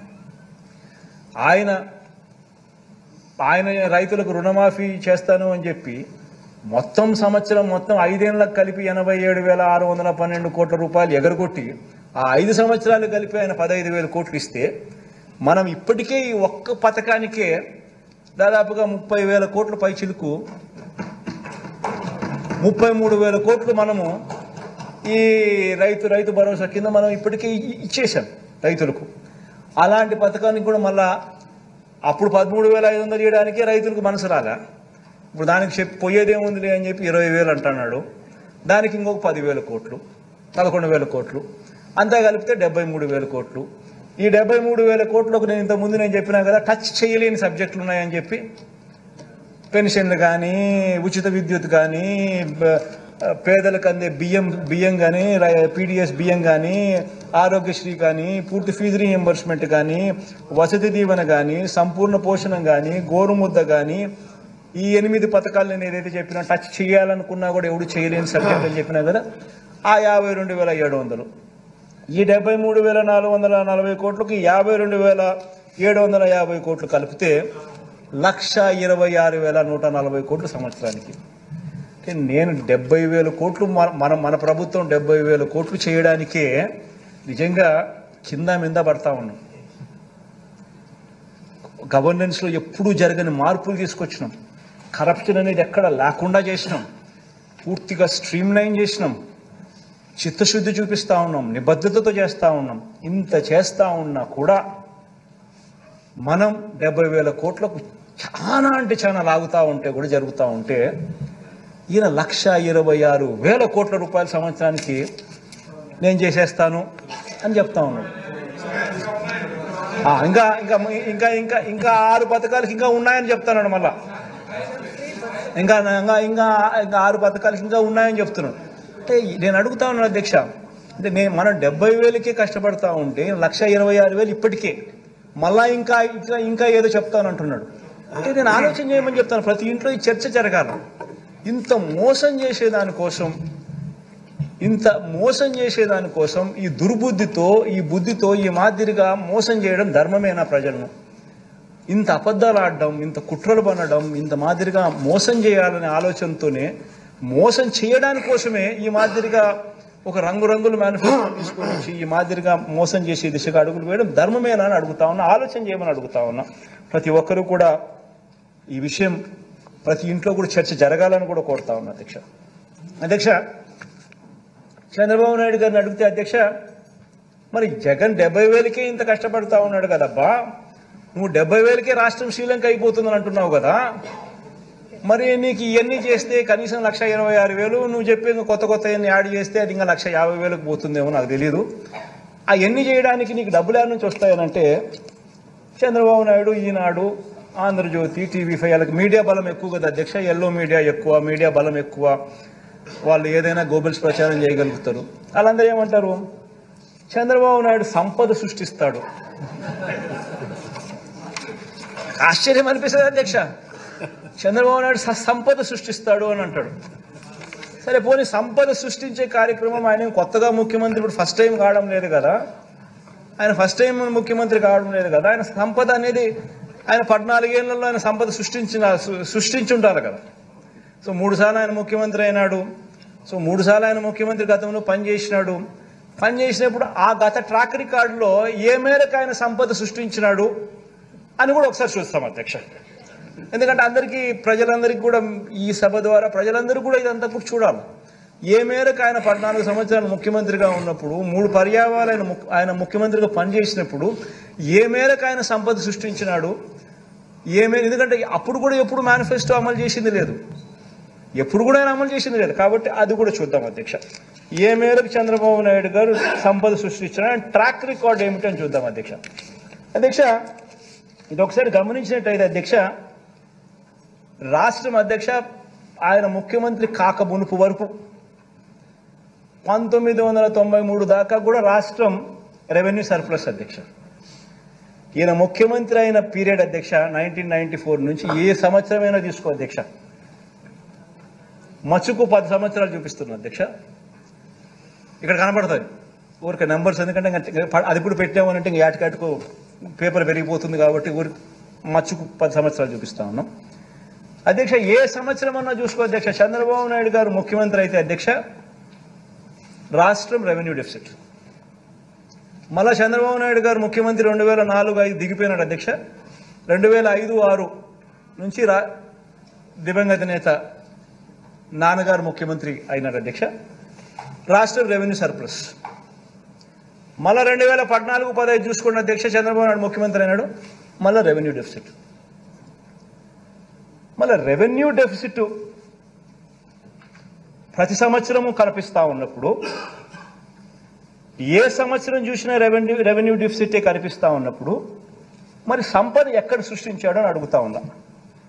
నిజంగా సంపదే సృష్టించి ఉంటే ఏ స్కీము ప్రజల కోసం అమలు చేయని రోజుల్లో అధ్యక్ష ఇవన్నీ సృష్టించి ఉంటే, ఏ స్కీము ప్రజల కోసం అమలు చేయని పీరియడ్లో అధ్యక్ష, ఆ పీరియడ్లో కూడా రెవెన్యూ ఎక్స్పెండిచర్ కొరకే అప్పులు చేయాల్సిన దుస్థితిలో ఆయన పాలన సాగింది అని అంటే ఎక్కడ సృష్టించాడు ఆయన సంపద అని చెప్పి నేను అడుగుతా ఉన్నాను అధ్యక్ష.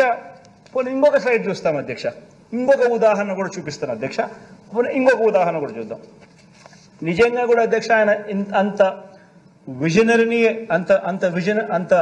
విజనరీ అయితే అధ్యక్ష, నిజంగానే ఆయన అంత గొప్ప మేధావి, అంత గొప్ప విజనరీ అయితే అధ్యక్ష, ఆయన పాలనలో రాష్ట్రం అంత మెరుగుపడి ఉంటే అధ్యక్ష, దేశం జీడిపిలో అధ్యక్ష మన రాష్ట్ర వాటా అంటే మన GSDP వాటా నిజంగానే ఆయన విజనరీ అయితే అధ్యక్ష, దేశం GDP గ్రాస్ స్థూల ఉత్పత్తి దేశం సంబంధించిన GDPలో అధ్యక్ష రాష్ట్రానికి సంబంధించిన GSDP వాటా ఎంత, దేశానికి సంబంధించిన GDPలో రాష్ట్రానికి సంబంధించిన GSDP వాటా కాంట్రిబ్యూషన్ ఎంత అని చెప్పి చూస్తే ఆయన పీరియడ్ ఆ 5 years 2014 నుంచి 2019 దాకా చూస్తే రాష్ట్ర ప్రభుత్వం కాంట్రిబ్యూట్ చేసింది దేశానికి సంబంధించిన జీడిపిలో 4.47% దేశానికి ఆయన కాంట్రిబ్యూట్ చేస్తే మన హయాంలో అధ్యక్ష ఈ 5 సంవత్సరాలలో మనము 4.82% మనం కాంట్రిబ్యూట్ చేసిన దేశానికి. అంటే ఎవరు సంపద సృష్టించారు అధ్యక్ష? అంతో ఇంతో ఈ లెక్కలు చూస్తే అంతో ఇంతో దేశానికైనా రాష్ట్రానికైనా మనమే సంపద సృష్టించినట్టుగా క్లియర్గా కనిపిస్తాం. అది కూడా ఏంది అధ్యక్ష? కోవిడ్. అది కూడా అధ్యక్ష కోవిడ్ 2 సంవత్సరాలు రాష్ట్రానికి సంబంధించిన ఆదాయాలు తగ్గడం, ఖర్చులు పెరగడం. ఇన్స్పైట్ ఆఫ్ చంద్రబాబు నాయుడు ఆయన చేసిన అప్పులను సర్వీస్ చేసుకుంటూ రావడం, ఇన్స్పైట్ ఆఫ్ దట్ మనం బటన్ నొక్కడం, నేరుగా అక్కచెల్లెమ్మల ఖాతాల్లోకి ఇంత మంచి చేసే విధంగా ఇన్ని స్కీమ్స్ అమలు చేయడం. ఇన్స్పైట్ ఆఫ్ దట్ ఆయన హయాంలో ఏ స్కీము లేదు, ఏ బటను లేదు, ఏ మంచి చేసింది లేదు.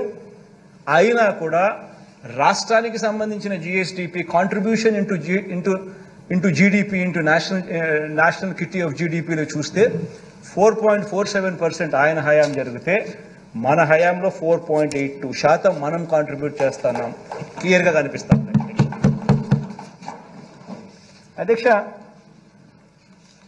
మనసు లేని నాయకుడు అధ్యక్ష, మోసం చేసే నాయకుడు అధ్యక్ష, కేవలం వాగ్దానాలు మాత్రమే చేస్తాడు అధ్యక్ష.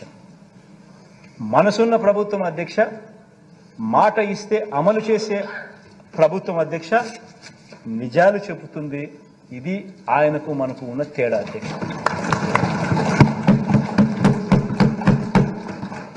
బాబుకు అధ్యక్ష వాగ్దానాలు అమలు చేసే ఉద్దేశం లేదు, అమలు చేసిన చరిత్ర అంతకన్నా లేదు అధ్యక్ష.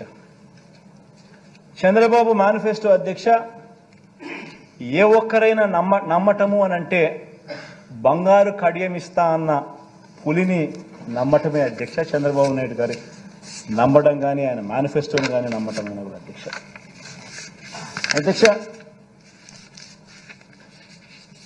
ఇదే గౌరవ సభలో అధ్యక్ష నేను ఇంకా కొన్ని విషయాలు చెప్పాలనుకుంటున్నాను అధ్యక్ష. రాష్ట్ర ప్రజలకు అధ్యక్ష నేను చెప్పే ఈ విషయం చాలా ఇంపార్టెంట్ అధ్యక్ష.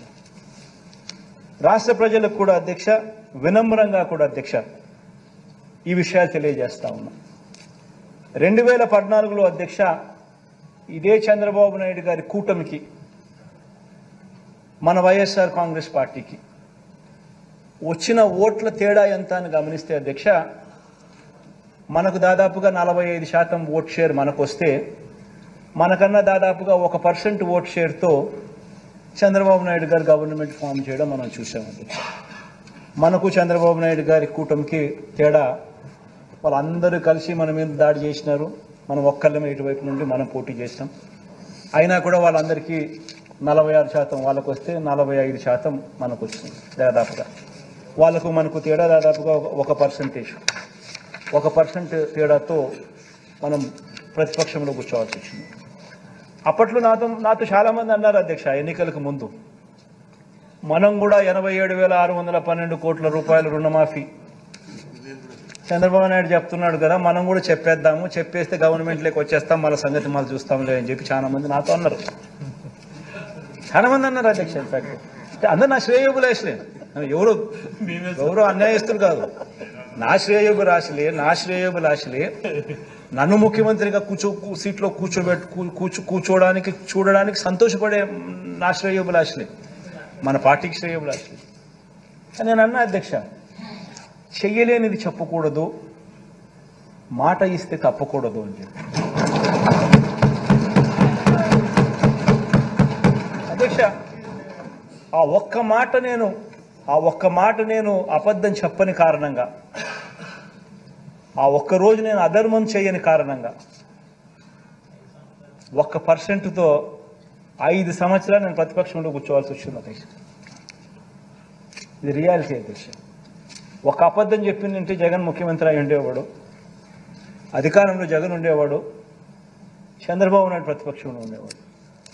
జగన్ ఒక అబద్ధం చెప్పలా, చేయలేనని చెప్పాడు, మాట మీద తాను నిలబడతాడు అన్న ఒకే ఒక్క అంశం మీద జగన్ అబద్ధం చెప్పలా, 5 సంవత్సరాలు ప్రతిపక్షంలో కూర్చున్నాడు. కానీ అధ్యక్ష, నేను ఈ రోజు కూడా చెప్తా ఉన్నా, ఈ రోజు కూడా నాకు రిగ్రెట్ లేదు అధ్యక్ష. ఈ రోజు కూడా నేను వెనక్కి పోయి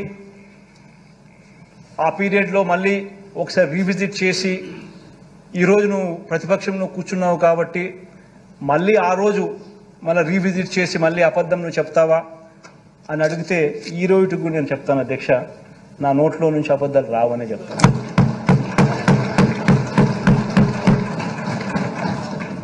అధ్యక్ష, ఇది చాలా ఇంపార్టెంట్ అధ్యక్ష. ఎందుకనంటే నేను ఆ రోజు అధ్యక్ష, బహుశా నేను చేసిన ఆ పని వల్ల నేను అధికారంలోకి బహుశా రాకపోయి ఉండొచ్చు అధ్యక్ష.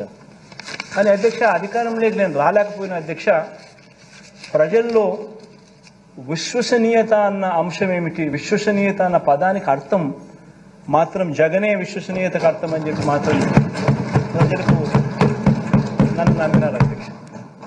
ఈరోజు నేను గర్వంగా కూడా చెప్తా ఉన్నా అధ్యక్ష, 2014, 2019 నుంచి 23 ఈ 5 సంవత్సరాలలో చెప్పిన మేనిఫెస్టో ఏదైతే రిలీజ్ చేసినామో అందులో 99% హామీలను చిత్తశుద్ధిగా మేనిఫెస్టోను ఒక బైబిల్గా భావించి, ఒక ఖురాన్గా భావించి, ఒక భగవద్గీతగా భావించి నిబద్ధతతో 99% హామీలను అమలు చేసి, ఆ చేసిన హామీలను, ఆ మేనిఫెస్టోను ప్రతి ఇంటికి కూడా తీసుకొని వెళ్ళి చూపించి, ప్రజల చేతనే మార్కులు ఇచ్చి, ప్రజలే శభాషను అనిపించే విధంగా ప్రతి ఎమ్మెల్యేను గడప గడప కూడా తిప్పుతా ఉన్న ప్రభుత్వం కూడా మనదే అని చెప్పుకుంటారు అధ్యక్ష. ఇది అధ్యక్ష తేడా మనకు చంద్రబాబు నాయుడు గారికి అధ్యక్ష. అప్పట్లో చంద్రబాబు నాయుడు గారు అధ్యక్ష 87,612 కోట్ల రూపాయల రుణాలు మాఫీ చేస్తానని చెప్పి రైతులను మోసం చేయడం, బ్యాంకుల్లో పెట్టిన బంగారం ఇప్పిస్తానని చెప్పి రైతులను మోసం చేయడం, 14,205 కోట్ల రూపాయలు పొదుపు సంఘాల రుణాలు మాఫీ చేస్తానని చెప్పి అక్కచెల్లెమ్మలను మోసం చేయడమే కాకుండా సున్నా వడ్డీని సైతం అక్టోబర్ 2016 నుంచి రద్దు చేయడం, ప్రతి ఇంటికి ఓ ఉద్యోగం ఇవ్వలేకపోతే 2,000 రూపాయలు నిరుద్యోగ భృతి ఇస్తానని చెప్పి ప్రతి ఇంట్లో ప్రతి పిల్లాడికి ఏకంగా 1,25,000 రూపాయలు బాకీ పడి అది ఎగరగొట్టి, ఇలా రకరకాల పద్ధతుల్లో మోసం చేశాడు. కాబట్టి నేను గర్వంగా కూడా చెప్తా ఉన్నాను, రకరకాల పద్ధతుల్లో ఆయన అబద్ధాలు చెప్పాడు, మోసం చేశాడు. కాబట్టి 2019లో ఏకంగా చంద్రబాబు నాయుడు గారికి వచ్చింది 175 స్థానాలకు కేవలం 23 స్థానాలు ఇచ్చి ఆయన ప్రతిపక్షంలో కూర్చుంటాడు. మాట మీద నిలబడ్డాం, నిజాయితీగా చేసి 151 స్థానాలతో మనల్ని గెలిపించిన ప్రజలు, ఆ మాట మీద మనం నిలబడ్డాం కాబట్టే డే 1 నుంచి ఆ చిత్తశుద్ధిని చూపించాం, కాబట్టి డే 1 నుంచి ఆ నిబద్ధత మనం చూపించాం. కాబట్టి అధ్యక్ష 151 స్థానాలు ఇవ్వడమే కాక దాని తర్వాత జరిగిన స్థానిక సంస్థల ఎన్నికలు కానీ, ఉప ఎన్నికలు కానీ, ఏ ఎన్నికైనా తీసుకున్న అధ్యక్ష, ప్రతి ఎన్నికల్లో కూడా అధ్యక్ష ప్రజలు తమ గుండెల్లో పెట్టుకుని వైఎస్ఆర్ కాంగ్రెస్ పార్టీని గెలిపించారని గర్వంగా చెప్తారు అధ్యక్ష. కాబట్టి అధ్యక్ష నేను చెప్తా ఉన్నాను, విశ్వసనీయత అన్నది ఎప్పటికైనా గెలుస్తుంది అధ్యక్ష. విశ్వసనీయత అన్నది ఒక వ్యక్తి సంపాదించుకోవాలి అని అంటే ఫలానోడు క్రెడిబుల్, ఫలానోడు నమ్మకస్తుడు అని సంపాదించుకోవాలని అంటే అధ్యక్ష, పేరు సంపాదించుకోవాలంటే అధ్యక్ష కొంతమందికి సంవత్సరాలు గడుస్తుంది అధ్యక్ష. ఆ అవకాశం రాకపోవచ్చు, సంపాదించుకునే పరిస్థితి కూడా కొంతమందికి ఉండకపోవచ్చు, మంచోళ్ళు అయినప్పటికీ కూడా. దేవుడి దయ వల్ల ఆ పేరు వైఎస్ఆర్ కాంగ్రెస్ పార్టీ సంపాదించుకోగలిగింది అని చెప్పి గర్వంగా ఈరోజు కూడా చెప్తా ఉన్నా అధ్యక్ష, వైఎస్ఆర్ కాంగ్రెస్ పార్టీ చేయగలిగిందే చెబుతుంది, చెప్పింది ఏదైనా కూడా ఖచ్చితంగా మాట మీద నిలబడుతుంది అని మాత్రం 100%గా చెప్తాను. ప్రతి ఇంట్లో కూడా ఈ చర్చ జరగాలి. ఈ జరిగిన ప్రతి విషయం కూడా ఆలోచన జరగాలి. మీ ద్వారా ప్రతి ఇంట్లో కూడా ఈ చర్చ జరగాలని కూడా కోరుకుంటూ దేవుడి దయతో ప్రజలందరి చల్లని దీవెనతో మళ్ళీ 3 నెలలకు మళ్ళీ ఇదే చట్టసభలో పూర్తి స్థాయి బడ్జెట్ మళ్ళీ ప్రవేశపెట్టి అఖండమైన మెజారిటీతో మళ్ళీ ప్రజల మన్ననలు కూడా ఖచ్చితంగా పొందుతామని చెప్పి కూడా ఈ సందర్భంగా తెలియజేసుకుంటూ